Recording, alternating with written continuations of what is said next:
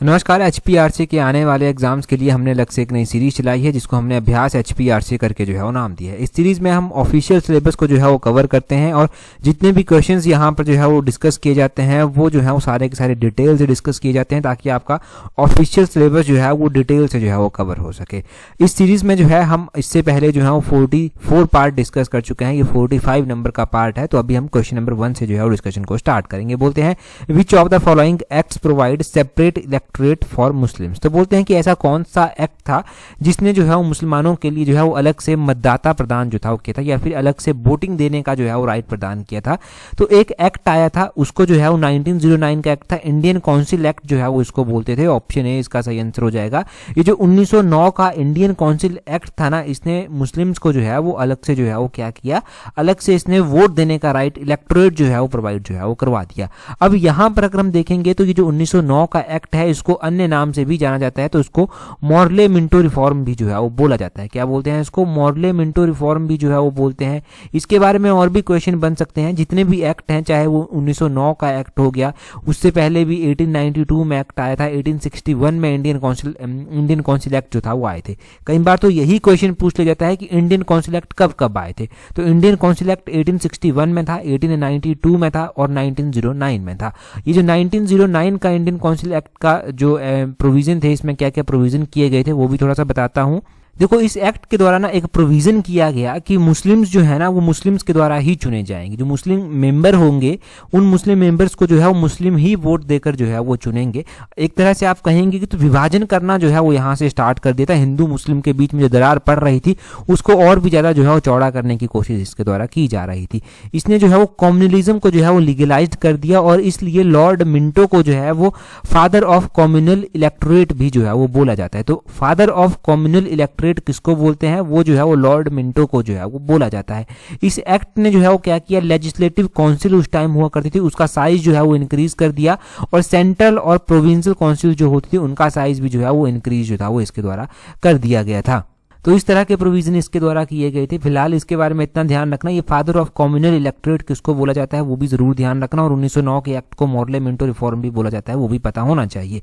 अगला क्वेश्चन देखिए क्या बोलते हैं यहाँ पर बोलते हैं who persuaded the rating of the RIN यानी कि royal Indian army to surrender on the 23 फरवरी 1946। तो बोलते हैं कि 23 फरवरी 1946 को जो है वो जो रॉयल इंडियन नेवी थी RIN था, इसके जवानों को आत्मसमर्पण करने के लिए किसने राजी किया? तो इनको जवानों को जो है वो कहा गया कि तुम आत्मसमर्पण जो है वो कर दो, और ये आत्मसमर्पण करने के लिए राजी किया गया था वल्लभ भाई पटेल के द्वारा और मोहम्मद अली जिन्ना के द्वारा। वल्लभ भाई पटेल और मोहम्मद अली जिन्ना, ऑप्शन सी जो है वो इसका सही आंसर हो जाएगा। अब हम यहाँ से भी रॉयल इंडियन नेवी के बारे में थोड़ा सा जान लेते हैं। इसको हिंदी में शाही नौसेना भी जो है वो बोला जाता है। शाही नौसेना होता ऐसा है, 18 फरवरी 1946 को जो है वो रॉयल इंडियन नेवी के जो गैर कमीशन्ड अधिकारी थे और सैनिक थे, इनके द्वारा जो है नस्लीय भेदभाव के चलते और जो इनको खराब भोजन दिया जाता था उसके चलते इनके द्वारा हड़ताल जो था वो कर दी गई। अब इनको जो यहाँ पर मैंने आपको बताया ना, जो इनके गैर कमीशन्ड अधिकारी थे और सैनिक थे, इनको रेटिंग्स जो था वो बोला जाता था। क्या बोलते थे इनको रेटिंग्स बोलते थे, यानी कि जवान इनके जो था वो रेटिंग्स कहलाते थे। अब इन्होंने हड़ताल कर दी। ये विद्रोह जो है वो मुंबई के नौ सैनिक प्रशिक्षण पोत तलवार पर जो था वो किया गया था। और नौसेना के जो रेटिंग्स थे, जवान थे जिनके द्वारा विद्रोह किया जा रहा था, 22 फरवरी 1946 को जो है ये एक बड़े वाइड लेवल पर जो है वो हड़ताल जो है वो करते हैं। यहाँ पर मुंबई में जो है ये हड़ताल की गई थी और 20 लाख मजदूरों ने जो था वो यहाँ पर भाग जो था वो लिया गया था। बाद में वल्लभ भाई पटेल के द्वारा और मोहम्मद अली जिन्ना के द्वारा यहाँ पर इंटरफेयर किया गया और इनको जो है वो आत्मसमर्पण करने के लिए जो है वो राजी कर दिया गया। और 24 फरवरी 1946 को जो है वो विद्रोहियों ने यह कहते हुए आत्मसमर्पण कर दिया कि हम भारत के सामने आत्मसमर्पण कर रहे हैं, ब्रिटेन के सामने नहीं। तो इस तरह से जो था ये RIN का जो है वो पूरा विवाद रहा था। अब यहाँ पर ही आप 1946 में और भी चीजें याद रख लीजिए, जैसे कि कैबिनेट मिशन आया था, ये 1946 में ही जो था वो आया था। कैबिनेट मिशन में जो है वो कैबिनेट मिशन में जो सदस्य शामिल थे, इसके प्रेसिडेंट जो था वो सर स्टैफोर्ड क्रिप्स थे। इसमें जो फर्स्ट लॉर्ड ऑफ एडमिनिस्ट्रेटरी थे वो जो है वो A.V. अलेक्जेंडर थे और इसके जो सेक्रेटरी थे वो पैथिक लॉरेंस जो था वो थे। तो ये भी आपने इस कैबिनेट कमीशन के बारे में ध्यान रखना है। इससे पहले हमने शिमला सम्मेलन 1945 का पढ़ लिया है, वेवेल योजना हमने 1945 की पढ़ ली है, CR फार्मूला हमने 1944 का पढ़ लिया है, भारत छोड़ो आंदोलन हमने 1942 का पढ़ लिया है, क्रिप्स मिशन मैंने पूछा भी था लास्ट वीडियो में आपसे, 1942 में क्रिप्स मिशन हुआ था, उससे पहले अगस्त प्रस्ताव 1940 में जो था वो आया था। यहाँ से कोई डाउट नहीं रहना चाहिए। अगला क्वेश्चन देखिए क्या बोलते हैं यहाँ पर which Mughal officer was in charge of royal karkhanas and responsible for all kind of purchases and their storage for the royal household. तो बोलते हैं कि कौन सा मुगल अधिकारी शाही कारखाना जो है वो बोलते हैं शाही घर के सभी प्रकार की खरीद के लिए, भंडार के लिए जो था वो जिम्मेदार जो था वो होता था। अगर हम बात करें कि कौन सा मुगल अधिकारी था जो कारखाने का प्रभारी जो कारखानों का प्रभारी होता था और शाही घर में जितना भी सामान आता था उसकी खरीद, उसके भंडार के लिए जिम्मेदार जो था वो होता था, वो जो है वो मीर सम्मान जो था वो हुआ करता था। इसका ऑप्शन बी जो है वो सही आंसर हो जाएगा। मुगलों में अलग अलग डेजिग्नेशन जो था वो दिए गए थे, जैसे कि मीर बख्शी बोला जाता था, दीवाने कूल बोला जाता था, सुदर बोला जाता था। तो ये किसको जो था वो बोला जाता था, ये हम देखेंगे यहाँ पर। जैसे कि बोलते हैं दीवाने कूल जो था वो किसको बोला जाता था, जो रेवेन्यू ऑफिसर हुआ करता था और फाइनेंस मिनिस्टर हुआ करता था, इसको जो है वो दीवाने कूल जो था वो बोला जाता था। दीवाने कूल का ध्यान रखना है आपने। ये जो यहाँ पर सुदर दिया गया है, ये किसको बोला जाता था, ये जो है वो head of religious and judicial department, जो यहाँ पर जो रिलीजियस और जुडिशियल डिपार्टमेंट बनाए गए थे उनके हेड को जो है वो सदर सुदर जो था वो बोला जाता था। मीर बख्शी की अगर हम बात करें तो मीर बख्शी जो है वो किसको बोला जाता था, ये हेड होता था मुगल मिलिट्री डिपार्टमेंट का, और जो पावरफुल ऑफिशियल होता था राजा के बाद वो जो है वो मीर बख्शी ही हुआ करता था। ये जो है वो आर्मी एडमिनिस्ट्रेशन के लिए, सोल्जर्स को अपॉइंट करने के लिए, और जो पेरोल वगैरह दी जाती थी कैदियों को उसके लिए, जागीर देने के लिए, इन सब के लिए, मनसबदारी सिस्टम के लिए यही रिस्पॉन्सिबल होता था। तो मीर बख्शी जो था ना वो सबसे इंपॉर्टेंट पोस्ट हुआ करती थी। अगर हम मुगल शासन में देखेंगे तो सबसे इंपॉर्टेंट पोस्ट ये हुआ करती थी आफ्टर एम्परर, यानी कि आफ्टर राजा। और हमने ये सदर पढ़ लिया, दीवाने कूल पढ़ लिया, और एक हमने जो है वो यहाँ पर चौथे नंबर पर जो है ये पढ़ा है मीर सम्मान कर। मीर सम्मान का आपको पता चल गया कि शाही परिवार का जितना भी जो कारखाने वगैरह मेंटेन किए जाते थे और भी जो सामान आता था उसको ये देखते थे। अगला क्वेश्चन देखिए क्या बोलते हैं which of the following constitutional provision in India directs the state to make provision for just and human condition of work for maternity relief. तो बोलते हैं यहाँ पर कि कौन सा हमारा जो है वो आर्टिकल ऐसा है जो राज्य को जो है वो कार्य की न्याय संगत और मानवीय स्थितियां और मातृत्व लाभ देने के लिए या फिर मातृत्व राहत देने के लिए जो है वो प्रावधान करता है। हमारे इंडियन कॉन्स्टिट्यूशन में ना अलग अलग आर्टिकल जो है वो आते हैं। अब एक आर्टिकल हमारा ऐसा भी होता है जो कहता है कि हमारा जो इंडियन कॉन्स्टिट्यूशन है वो हमारे इंडियन में जो जितने भी लोग आते हैं उनको ऐसा एनवायरनमेंट दिया जाए जिसमें वो काम कर सके, उनको जो है वो ऐसा एनवायरनमेंट दिया जाए जिसमें वो न्याय संगत तरीके से काम कर सके, जहां पर काम करने की जो स्थितियां हो मानवीय हो, ऐसा ना अमानवीय तरीके से वहां पर काम किया जा रहा हो, ना ही ऐसा हो कि जो लेडीज हैं उनको जो है वो कोई मातृत्व लाभ मिल रहा है, इनके मैटरनिटी बेनिफिट उनको नहीं मिल रहा। तो ये बात की गई है कौन से आर्टिकल में, आर्टिकल नंबर 42 में। ऑप्शन सी जो है वो सही आंसर हो जाएगा। अब देखिए अगर आपने directive principle of state policy जो है वो पढ़ रखे हैं तो हमारे directive principle of state policy में जो है वो ये सब चीजें आती हैं। हमारे directive principle of state policy में क्या क्या आता है, हमारे directive principle of state policy DPSP जो है ना, इसमें आर्टिकल नंबर 36 से लेकर आर्टिकल नंबर 51 तक जो है वो आर्टिकल आते हैं, और ये सारा एक एक आर्टिकल आपको जो है वो पता होना चाहिए। इंडियन कॉन्स्टिट्यूशन का कौन सा पार्ट डीपीएसपी से डील करता है, तो पार्ट नंबर 4 जो है वो डीपीएसपी से जो है वो डील करता है। ये जो डीपीएसपी का कॉन्सेप्ट है ये हमने जो है वो लिया कहाँ से है, ये जो है वो हमने आयरिश कॉन्स्टिट्यूशन यानी कि आयरलैंड के कॉन्स्टिट्यूशन से जो है वो लिया है। अब हम बात करते हैं डीपीएसपी किस किस तरह के हैं, तो इनकी भी क्लासिफिकेशन जो है वो की गई है। सोशलिस्टिक प्रिंसिपल ये होते हैं, सोशलिस्टिक के अलावा गांधीयन प्रिंसिपल ये होते हैं, और लिबरल इंटेलेक्चुअल प्रिंसिपल जो है ये होते हैं। अगर हम आर्टिकल नंबर 42 की बात करते हैं कि ये कौन से उसमें आता है, तो आर्टिकल नंबर 42 जो है वो सोशलिस्टिक प्रिंसिपल में जो है वो आता है। यहाँ पर कहा गया है कि ह्यूमन जो काम करने के लिए अच्छी कंडीशन और जो मैटरनिटी रिलीफ है वो मिलना चाहिए, ये आर्टिकल नंबर 42 में बात की गई है।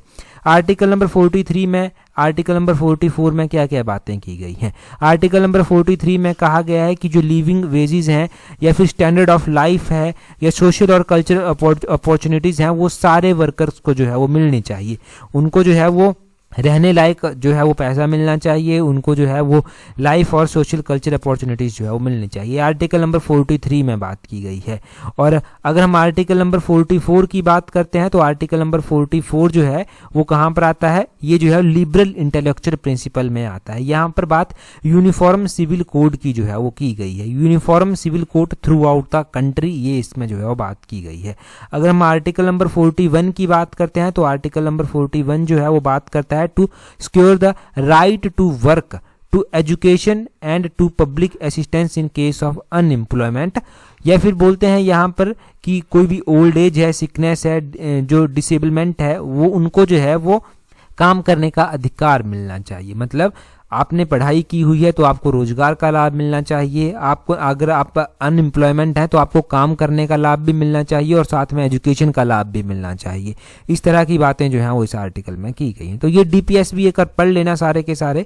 अगला क्वेश्चन देखेंगे हम हमारे पास क्या पूछा गया है, परंतु अगला क्वेश्चन हम डिस्कस करें उससे पहले अगर आप तैयारी कर रहे हैं अपकमिंग HPRCA के TGT JBT पटवारी एग्जाम के लिए तो आप हमारी कॉम्प्रिहेंसिव टेस्ट सीरीज के साथ टाइमली जुड़ सकते हैं, आप एक अच्छा रिविजन कर सकते हैं, आप अपनी स्टडी को जो है वो प्रॉपर शेप जो है वो दे सकते हैं। अगर आप सीरियस हैं तैयारी को लेकर तो ये आपके लिए सही अपॉर्चुनिटी है, क्योंकि इसमें जो है वो आपको प्रॉपर रिवीजन भी मिल जाएगा, इसमें जो है वो आप खुद को एनालाइज भी कर पाएंगे और आगे बढ़ पाएंगे। इस टेस्ट सीरीज का लिंक नीचे डिस्क्रिप्शन बॉक्स कमेंट बॉक्स में जो है वो दिया गया है। अब देखिए यहाँ पर बोलते हैं Bharat shall be a union of state, तो ये बोलते हैं भारत राज्यों का संघ है। ये कौन से आर्टिकल में बात जो है वो की गई है, यहाँ पर आर्टिकल 4 दिया गया है, आर्टिकल 3 दिया गया है, आर्टिकल 2 दिया गया है या फिर नन ऑफ दिस। अगर आपने इंडियन कॉन्स्टिट्यूशन के बेसिक आर्टिकल जो है वो पढ़े हैं तो अब सबसे पहले तो आपने आर्टिकल नंबर 1 से ही पढ़ना स्टार्ट किया होगा। तो आर्टिकल नंबर 1 में जो है वो क्या बात की गई है आपको पता होना चाहिए। ये Bharat shall be union of state यानी कि भारत राज्यों का संघ होगा, ये बात कौन से आर्टिकल में की गई है? क्या आर्टिकल नंबर 4 में? नहीं, 4 में तो नहीं की गई है, 3 में है, 3 में भी नहीं है, 2 में है, 2 में भी नहीं है। तो नन ऑफ दीज इसका हो जाएगा क्योंकि ये बात की गई है आर्टिकल नंबर 1 में। अब देखो अगर पहला ही आर्टिकल नहीं पढ़ा है इंडियन कॉन्स्टिट्यूशन का, दैट मीन कि आपको इंडियन कॉन्स्टिट्यूशन फिर से पढ़ना पड़ेगा, पॉलिटी फिर से पढ़नी पड़ेगी। इसमें बात की गई है name and territory of the union. ठीक है, पहले आर्टिकल में name and territory of union की बात जो है वो की गई है। हमारे इंडियन कॉन्स्टिट्यूशन के जो इंपॉर्टेंट आर्टिकल आते हैं वो कौन कौन से हैं? देखिए यहाँ पर एक बात आप ध्यान रखना, जब आर्टिकल्स की बात हो रही है आर्टिकल नंबर 1 से लेकर आर्टिकल 4 तक तो आपको सबसे पहले फर्स्ट शेड्यूल इंडियन कॉन्स्टिट्यूशन का पढ़ना है। फर्स्ट शेड्यूल जो है वो बात करता है name of state and their territorial jurisdiction के बारे में। मतलब कोई भी राज्य है उसका नाम और उनकी जो जुरिस्डिक्शन है वो कहाँ तक है उसकी बात जो है वो फर्स्ट शेड्यूल में जो है वो की गई है। और फर्स्ट शेड्यूल में article number 1, article number 2, article number 3, article number 4 आते हैं। मतलब आर्टिकल 1 से लेकर 4 तक जो है वो आते हैं। आर्टिकल नंबर 1 में बात की गई है स्टेट के नेम्स की, आर्टिकल 2 में बात की गई है कोई भी नया स्टेट जो है वो बनाना है उसके बारे में, एस्टेब्लिशमेंट ऑफ न्यू स्टेट। और आर्टिकल नंबर 3 में बात की गई है अल्टर न्यू स्टेट या फिर नेम चेंज किसी स्टेट का करना है। मतलब कोई भी स्टेट है जिसका नाम आपको चेंज करना है वो आर्टिकल 3 में उसकी बात की गई है, या फिर उस स्टेट को जो है वो आगे पीछे करना है, छोटा बड़ा करना है, तो वो आर्टिकल नंबर 3 में है। आर्टिकल नंबर 4 में जो है वो किसकी बात की गई है? इसमें बात की गई है, इसमें जो है वो इसमें बात की गई है कि जो पहला आर्टिकल नंबर 2 और आर्टिकल नंबर 3 है ना वो पहले और चौथे शेड्यूल को जो है वो अमेंड कर सकते हैं। ठीक है, ये जो है वो आर्टिकल इंपॉर्टेंट हो गए पहले से लेकर 4 तक। ठीक है, इतना ही यहाँ पर बताऊंगा। यहाँ पर आपको अगला क्वेश्चन देखिए क्या बोलते हैं which of the following policies is also known as the budgetary policy. तो इनमें से कौन सी पॉलिसी ऐसी है जिसको जो है बजटरी पॉलिसी के नाम से भी जो है वो जाना जाता है? अब यहाँ पर फिस्कल पॉलिसी है, ट्रेड पॉलिसी है, मॉनेटरी पॉलिसी है, इन्वेस्टमेंट पॉलिसी जो है वो दी गई है। यहाँ पर ये जो फिस्कल पॉलिसी दी गई है ना, इसको बजटरी पॉलिसी भी जो है वो बोलते हैं। क्या बोलते हैं इसको? बजटरी पॉलिसी भी इसको बोलते हैं। तो इसका ऑप्शन ए जो है वो सही आंसर जो है वो हो जाएगा। फिस्कल पॉलिसी जो है वो सरकार जो है ना अलग अलग स्ट्रेटजीज बनाकर जो है वो इकोनॉमी को जो है वो प्रभावित करती है। जैसे उनकी टैक्स की जो स्ट्रेटजी होगी, उनकी जो पैसा खर्च करने की स्ट्रेटजी है वो कैसी होगी, उससे जो है वो ओवरऑल इकोनॉमी को जो है वो प्रभावित जो है वो करेगी। इसका एम क्या होता है? इसका एम होता है कि जो अनएम्प्लॉयमेंट है उसको कम किया जाए, रोजगार मतलब लाया जाए। इसका जो एम होता है वो होता है कि इकोनॉमी को जो है वो ग्रो किया जाए, स्टेबल किया जाए और जो इन्फ्लेशन है उसको भी कंट्रोल किया जाए। तो ये सब बेसिक जो है वो इसके एम जो है वो होते हैं, जो बजटरी पॉलिसी या फिर फिस्कल पॉलिसी जो है वो आपकी होती है। अगला क्वेश्चन देखिए, बोलते हैं what does the term licence raj refers to. तो लाइसेंस राज जो है वो किसको बोलते हैं? कभी होता था लाइसेंस राज भी इंडिया में, अब लाइसेंस राज जो है वो किसको बोलते हैं? यहाँ पर अलग अलग ऑप्शन जो है वो दिए गए हैं। बोलते हैं जो bureaucratics control over the private industrial development through licence and permit. Option B इसका सही आंसर हो जाएगा। मतलब पहले क्या होता था कि जो प्राइवेट कंपनियां यहाँ पर आ रही हैं, प्राइवेट जो काम किए जा रहे हैं, ये 1950 से 1951, 1950 से लेकर 1991 तक हुआ। 1950 से 1991 तक जो था ये चीज़ें होती थी। मतलब अधिकारियों के पास, ब्यूरोक्रेटिक्स के पास ये कंट्रोल था कि वो जो है वो किसी को भी जो है वो लाइसेंस देना है तो वो पैसा खा लेंगे। वहाँ पर रेड टेपिज्म बहुत ज़्यादा था उस टाइम।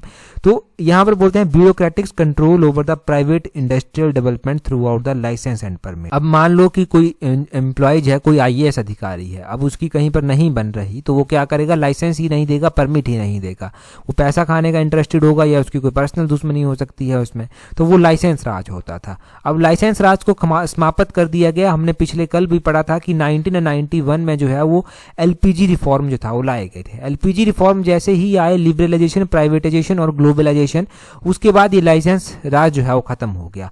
हमारे ऑफिस में रेड टेपिज्म बहुत ज़्यादा है। एक फाइल यहाँ से चलेगी तो वो 10 जगह साइन होकर जो है वो फाइनल स्टेज तक जो है पहुंचेगी। तो रेड टेपिज्म को भी थोड़ा सा यहाँ से कम किया गया। ये कहेंगे समाप्त हो गया रेड टेपिज्म, तो वो तो नहीं हुआ, परंतु थोड़ा सा कम जरूर यहाँ से हुआ। तो ये था लाइसेंस राज। और अगला क्वेश्चन देखेंगे हमारे पास। अगले क्वेश्चन में क्या पूछा गया है? अगले क्वेश्चन में बोलते हैं eight which of the following places is the molecular power plant not situated. तो बोलते हैं निम्नलिखित में से किस स्थान पर जो है ये आणविक विद्युत ऊर्जा संयंत्र नहीं है? क्या विजयवाड़ा में है, क्या तारापुर में है, क्या नरौरा में है, क्या रावत भाटा में है? हम यहाँ पर बात कर रहे हैं बेसिकली न्यूक्लियर पावर प्लांट की। ये मॉलिक्यूलर यहाँ पर कुछ ज़्यादा ही अच्छी ट्रांसलेशन हो गई है, न्यूक्लियर इसका होगा। न्यूक्लियर पावर प्लांट जो आप पढ़ते हैं जीके में, उनकी बात ये बेसिकली की जा रही है।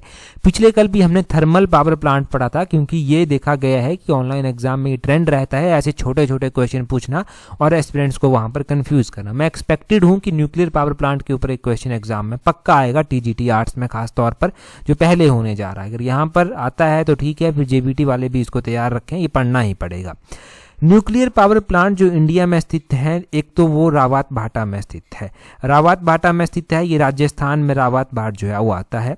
एक जो है वो तारापुर में स्थित है, तारापुर जो है वो महाराष्ट्र में जो है वो आता है, ये भी ध्यान रखें। एक नरौरा में स्थित है, नरौरा जो है वो कहाँ पर आता है? ये उत्तर प्रदेश में जो है वो नरौरा आता है।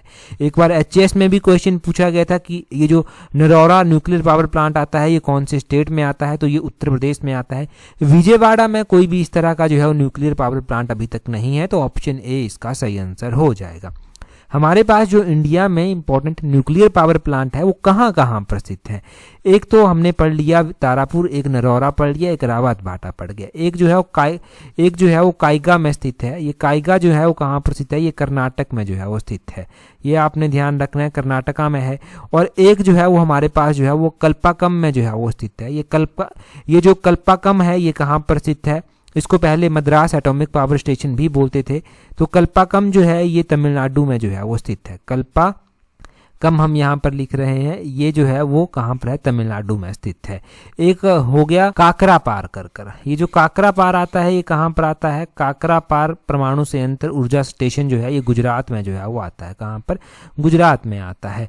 और एक जो है वो कुडनकुलम हो गया, कुडनकुलम जो है वो तमिलनाडु में है जो है वो आता है। तो ये कुडनकुलम जो है वो तमिलनाडु में आता है। एक तमिलनाडु में दो हमने पढ़ लिए, तमिलनाडु में एक हमने कल्पकम्मम पढ़ लिया, ये जो कल्पकम पढ़ा था हमने ये तमिलनाडु में है, और एक जो है वो कुडनकुलम हमने यहाँ पर पढ़ लिया। तो इतना सब यहाँ से ध्यान रखना।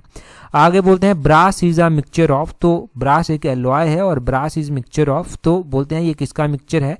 Brass is an alloy of, ये कॉपर और जिंक का एलॉय है। ऑप्शन डी इसका सही आंसर जो है वो हो जाएगा। हम एलॉयज के बारे में थोड़ा सा जान लेते हैं, उनकी थोड़ी एक लिस्ट आपके पास होनी चाहिए अगर आपने पढ़े हुए हैं एलॉय। तो एलॉय के बारे में देखिए, हमारे पास जो एग्जाम में इंपॉर्टेंट एलॉय पूछे जाते हैं वो कौन कौन से हैं? जैसे ब्रास हो गया कॉपर और जिंक का, कॉपर और टिन का भी जो है वो एक आता है, वो जो है वो bronze. Bronze is an alloy of किसका, कॉपर और टिन का। गन मेटल किसका एलॉय है, गन मेटल कॉपर, टिन और जिंक का जो है वो एलॉय है। एक बेल मेटल भी जो है वो आता है, ये भी इंपॉर्टेंट है। बेल मेटल जो है वो कॉपर प्लस टिन का ही जो है वो आता है। एक तो हमने ब्रॉन्ज पढ़ लिया ऐसा ही। और एक जो है वो हमारे पास जो है शोल्डर कर भी जो है वो आता है। ये जो शोल्डर है ये टिन और लेड का जो है वो आता है, टिन और लेड का ये आता है। स्टेनलेस स्टील भी आप पढ़ते हैं, ये आयरन, क्रोमियम, निकल और कार्बन का जो है वो एलॉय है। एक डच मेटल पढ़ते हैं, डच मेटल जो है वो कॉपर और जिंक का जो है वो मिश्रण है। और डेल्टा मेटल पढ़ते हैं, डेल्टा मेटल कॉपर, जिंक और आयरन का जो है वो मिश्रण है। ठीक है, इंपॉर्टेंट एलॉय आपने जान लिए, यहाँ पर मैंने बता दिए मोटे तौर पर आपको सारे के सारे। हम वन लाइनर क्वेश्चन से भी रिवीजन कर रहे हैं, तो इसके बाद वन लाइनर क्वेश्चन भी आएंगे, डोंट वरी। अगले क्वेश्चन में बोलते हैं according to the output method GDP is calculated as. तो बोलते हैं कि आउटपुट विधि के अनुसार जीडीपी की गणना इस प्रकार की जाती है। तो जीडीपी की गणना कैसे की जाती है, जीडीपी की गणना की जाती है GDP at constant prices minus taxes plus subsidies. Option D जो है वो सही आंसर है। जीडीपी जो बोलते हैं आउटपुट, जो according to output method GDP is calculated at, तो जीडीपी कांस्टेंट प्राइसेस पर माइनस टैक्सेस प्लस सब्सिडीज कर जो है वो इसकी गणना जो है वो की जाती है। तो ये तरीका है जीडीपी आउटपुट मेथड से जीडीपी को कैलकुलेट करने का। इसके बारे में जीडीपी का बेसिक पूरा नाम आपसे पूछा जा सकता है, तो वो तो आपको पता ही होगा कि जीडीपी का पूरा नाम जो है वो क्या है। उसके बाद उसका जो है पूरा नाम ग्रॉस डोमेस्टिक प्रोडक्ट होता है। ये बेसिक सा क्वेश्चन है। यहाँ से आपको ये ध्यान रखना है कि इंडिया जो है ना वो 4th लार्जेस्ट इकोनॉमी जो है वो बन गई है। और इंडिया ने जो है वो किस कंट्री को सरपास किया है, तो इंडिया ने जापान का स्थान जो है वो लिया है और 4th लार्जेस्ट जो है वो इकोनॉमी वर्ल्ड की बन गई है। ठीक है जी, अब इंडिया का टारगेट है कि हम 3rd लार्जेस्ट इकोनॉमी भी जो है वो जल्दी ही बन जाए। फिलहाल अभी 4th नंबर पर इंडिया जो है वो आता है। अब हमारे पास वन लाइनर क्वेश्चन है, बोलते हैं वैदिक साहित्य में सभा और समिति को किस देवता की 2 पुत्रियां कहा गया है। तो ये प्रजापति की 2 पुत्रियां जो है वो कहा गया है, किसको, सभा और समिति को। बोलते हैं उत्तर वैदिक काल के वेद विरोधी और ब्राह्मण विरोधी धार्मिक अध्यापकों को किस नाम से जाना जाता था, तो इनको श्रमण नाम से जो था वो जाना जाता था। आरंभिक वैदिक साहित्य में सर्वाधिक वर्णित नदी कौन सी है, तो आरंभिक वैदिक साहित्य की बात की गई है। यहाँ पर सिंधु नदी का सबसे ज्यादा मेंशन जो था वो किया गया था। यहाँ पर देखो ध्यान रखना है कि ये आरंभिक वैदिक साहित्य है। पिछले कल भी हमने सरस्वती नदी के बारे में पढ़ा था। सरस्वती नदी के बारे में हमने क्या पढ़ा था कि ये जो है वो वैदिक जो आर्य थे उनकी सबसे पवित्र नदी थी। सबसे पवित्र नदियों में हमने सरस्वती नदी पढ़ा था जो अभी विलुप्त हो चुकी है, परंतु दूसरी ओर ध्यान रखना है कि सबसे अधिक जो सबसे सर्वाधिक उल्लेख किया गया है वो सिंधु नदी का जो है वो यहाँ पर किया गया है। बाकी हमने और भी अलग अलग नदियों के बारे में कल पढ़ा था। आगे बोलते हैं आध्यात्मिक ज्ञान के विषय में नचिकेता और यम का संवाद किस उपनिषद में प्राप्त होता है, तो ये जो है वो कठोपनिषद में जो है वो होता है। तीसरी बौद्ध संगीति जो था वो कहाँ पर हुई थी, तो ये पाटलिपुत्र में हुई थी। पहली दूसरी कहाँ पर हुई थी वो आप कमेंट कर जो है वो जल्दी से बताएंगे। अभी तक तो पढ़ लिया होगा। अगले क्वेश्चन में बोलते हैं होम रूल आंदोलन के प्रचार के लिए श्रीमती एनी बेसेंट के समाचार पत्र कौन से थे, तो होम रूल जो आंदोलन चला था उसके लिए न्यू इंडिया और कॉमनवेल्थ कर जो है वो एनी बेसेंट के द्वारा समाचार पत्र चलाए गए थे। आगे बोलते हैं the story of the integration of the Indian states किसने लिखी थी, तो ये किताब जो है वो लिखी कृष्ण मेनन के द्वारा गई थी। The story of the integration of the Indian states, ये ध्यान रखना। आगे बोलते हैं किस विद्रोह को बंकिम चंद्र चटर्जी ने अपने उपन्यास आनंद मठ में जो है वो उल्लेखित किया है, तो ये जो है वो बोलते हैं कि सन्यासी विद्रोह का जो है वो उल्लेख है। आगे बोला गया है 1946 में बनी अंतरिम सरकार में राजेंद्र प्रसाद के पास कौन सा विभाग था, तो राजेंद्र प्रसाद जो थे वो बाद में चलकर भारत के पहले राष्ट्रपति भी बने, परंतु उससे पहले जब इंटरिम गवर्नमेंट बनी थी तो उनके पास जो है वो खाद्य एवं कृषि, फूड एंड एग्रीकल्चर डिपार्टमेंट आता था। आगे बोलते हैं किस अधिनियम के कारण सार्वजनिक रोष की लहर उभरी जिसके फलस्वरूप जलियांवाला बाग में जो है वो ब्रिटिश द्वारा जो है वो जन संहार जो है वो किया गया था। तो रॉलेट एक्ट आया था, उसका विरोध में लोग इकट्ठे हुए थे, उसके बाद गोलियां चलाई गई, वहां पर जलियांवाला बाग हत्याकांड वो हुआ। बोलते हैं हमारे वायुमंडल की सबसे ऊपरी सीमा कौन सी है, तो सबसे ऊपरी सीमा जो वायुमंडल की आती है वो जो है वो ब्रह्मंडल जो है वो आती है। ये जो है वो थर्मोस्फीयर के ऊपर से 10,000 किलोमीटर तक जो है वो फैला हुआ क्षेत्र है। आगे बोलते हैं किस देश में पंपास घास के मैदान आते हैं, तो पंपास पास घास के मैदान अर्जेंटीना में जो है वो आते हैं। आगे बोलते हैं मैजिनॉट रेखा किस देश के बीच में स्थित है? तो मैजिनॉट जो है वो फ्रांस और जर्मनी के बीच का बॉर्डर है। आगे बोलते हैं बंगाल की खाड़ी में अंडमान द्वीप को निकोबार द्वीप से कौन सा चैनल अलग करता है? तो अंडमान द्वीप को निकोबार से 10 डिग्री चैनल जो है वो अलग करता है। यह चैनल 150 किलोमीटर चौड़ा है। आगे बोलते हैं राज्यसभा और लोकसभा के संयुक्त अधिवेशन की अध्यक्षता कौन करता है? यहाँ पर पूछा गया है कि उसकी अध्यक्षता जो है वो कौन करता है, तो लोकसभा के अध्यक्ष उसकी अध्यक्षता जो है वो करते हैं, स्पीकर ऑफ लोकसभा। आगे बोलते हैं संविधान के किस भाग को जो है वो मैग्ना कार्टा कहा जाता है? तो मैग्ना कार्टा भाग 3 को कहा जाता है। भाग 3 किससे डील करता है वो आप कमेंट कर कर बताएंगे। भारतीय संविधान की संघ और राज्यों के बीच शक्तियों का विभाजन विधि किस देश के संघ की प्रेरणा से किया गया? तो स्टेट और सेंटर के बीच में जो पावरें डिवाइड की गई है वो कनाडा के कॉन्स्टिट्यूशन से लिया गया है। अंतरराज्यीय परिषद के संबंध में उपबंध संविधान के किस अनुच्छेद में वर्णित है? तो इंटर स्टेट का जो आर्टिकल है वो 263 आर्टिकल नंबर आता है। सरकारी उपक्रम समिति जिसको वित्तीय समिति भी बोलते हैं, इसके कुल 22 सदस्य होते हैं। इसमें कितने लोकसभा के और कितने राज्यसभा के सदस्य होते हैं? तो 15 सदस्य लोकसभा के होते हैं, 7 सदस्य राज्यसभा के होते हैं। आगे बोलते हैं IUCN red list of threatened species की स्थापना कब हुई थी? तो इसकी स्थापना 1964 में हुई थी। जो IUCN की रेड लिस्ट ऑफ थ्रेटेड आती है उसकी स्थापना 1964 में हुई थी। रियो डी जेनेरियो ब्राजील में UNCED 1992 में पत्र पर हस्ताक्षर किए गए थे किस घोषणा के लिए? एजेंडा 21 के लिए किए गए थे। आगे बोलते हैं भारत में हिम तेंदुआ परियोजना कब आरंभ हुई थी? तो हिम तेंदुआ परियोजना 2009 में प्रारंभ हुई थी। और हाथी परियोजना कब आरंभ हुई थी? तो ये प्रोजेक्ट एलिफेंट की बात की जा रही है। प्रोजेक्ट एलिफेंट 1992 में स्टार्ट हुआ था। प्रोजेक्ट टाइगर कब आया था ये आप कमेंट कर कर बताएंगे कि प्रोजेक्ट टाइगर कब इंट्रोड्यूस हुआ। डॉल्फिन परियोजना कब आरंभ हुई थी? ये 1997 में जो था वो प्रारंभ हुई थी। तो ये 2-3 परियोजनाएं, इनके प्रोजेक्ट भी हमने पढ़ लिए। अगले क्वेश्चन में बोला गया है where did uprising of 1857 also called sepoy mutiny begin? तो बोलते हैं जो 1857 का विद्रोह था जिसे स्पाही विद्रोह भी बोलते हैं, ये कहाँ से शुरू हुआ था? जल्दी से आप कमेंट कर कर बताएंगे। अगर टेलीग्राम पर आपने अभी तक हमें ज्वाइन नहीं किया है तो टेलीग्राम पर ज्वाइन करने के लिए अपने टेलीग्राम से @tallexam31 सर्च करना, आपको हमारा टेलीग्राम चैनल मिल जाएगा। एग्जाम से रिलेटेड जो भी इंपॉर्टेंट अपडेट्स होती हैं वो आपको यहाँ पर दे दी जाती हैं। आज की इस वीडियो में इतना ही है। That's all for today. Thank you very much for watching and listening it very patiently.